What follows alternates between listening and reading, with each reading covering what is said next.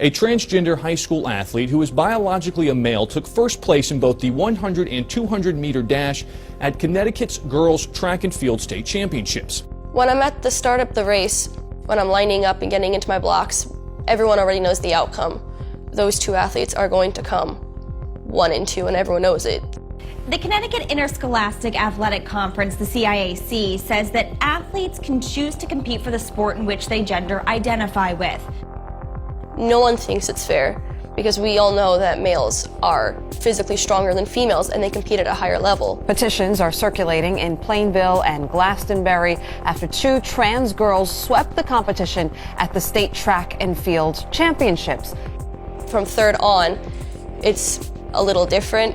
We're actually fighting for those spots, but in those meets, there's no way that one of us biological girls will be able to outrun those transgender athletes.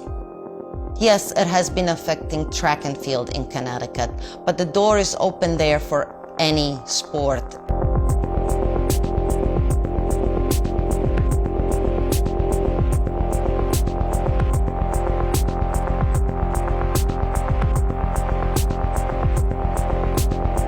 We will make America fairer by passing the Equality Act to end discrimination against the LGBTQ community.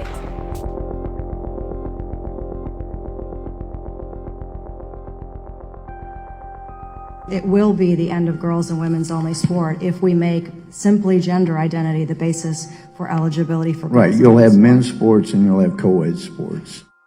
It's giving the transgender females the right to compete with biological females, and eventually it's going to get to the point where the biological females will be on the sidelines watching their own sports.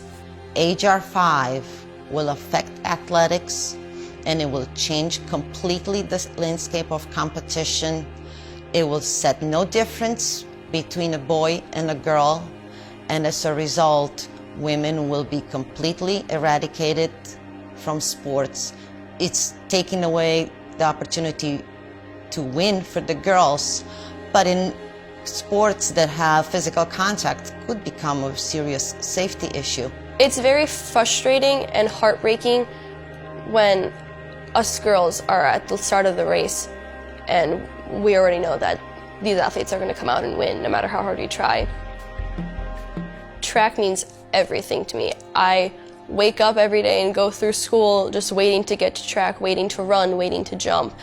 I feel at home at the track. It's my happy place. She has been competing in track and field since I introduced her to it when she was a little girl, and it's something that we share together. I have done it as a child myself back in Romania. My freshman year in outdoor, I saw at the 200 start this girl who looked kind of masculine. Her arms were much more defined than the average girl's, and same with her legs, but she had long hair, long braided hair, and I didn't think much of it.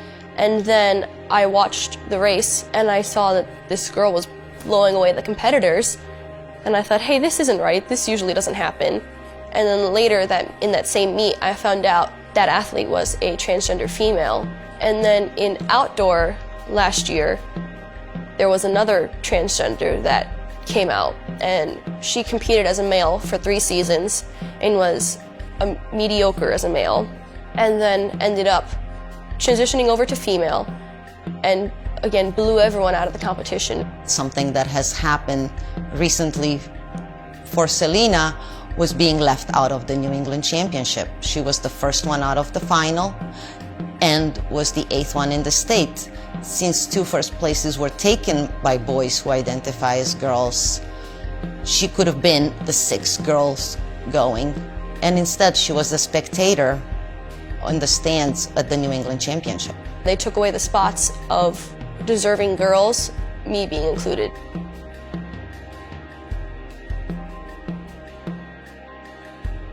No one thinks it's fair, but everyone is afraid of retaliation from the media, from kids around their school, from other athletes, coaches, school administrators. They don't want to drag attention to themselves, and they don't want to be seen as a target for potential bullying and threats. Watching them run was just heartbreaking. I mean, you almost don't even want to watch, but how can you not? You can clearly see these two biological guys just absolutely crushing it, and it almost brings you to tears. We've competed head-to-head with these people like many times, and it hurts to see them win when you know that we probably should have won. There's really nothing else you can do except, get super frustrated and roll your eyes, because it's really hard to even come out and talk in public just because of the way with the far left and how immediately you'll just be shut down. We are totally accepting of who they are and who they want to be. We just have an issue when it comes to sports.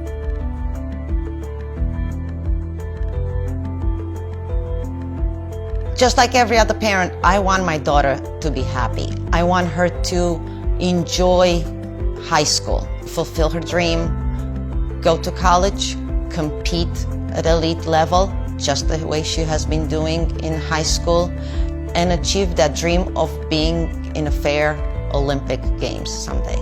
With the case in Connecticut, it can be difficult showcasing my talents to coaches from around the country, as they only look at the results online. They see the first and or second place girl so far ahead of the rest of the girls, and they're going to reach out to and try to recruit those two top girls versus everyone else since they're so far behind in time. She doesn't go there to become second best. She wants to win. And when that is not even on the table any longer, what is the drive to do it? I think it's gotten to the point where some girls are starting to stray away from those events and are hoping to go to other events so then they actually have a fair chance of winning. And in my case, I have my field event, long jump. That was my safe haven, if you want to call it, where the results were fair no matter what, because it was girls competing against girls. But now, unfortunately, one of those athletes has started to compete in long jump, so now none of my events are safe. It's frustrating when you know that you run your best, and no matter what, your best is never going to be enough.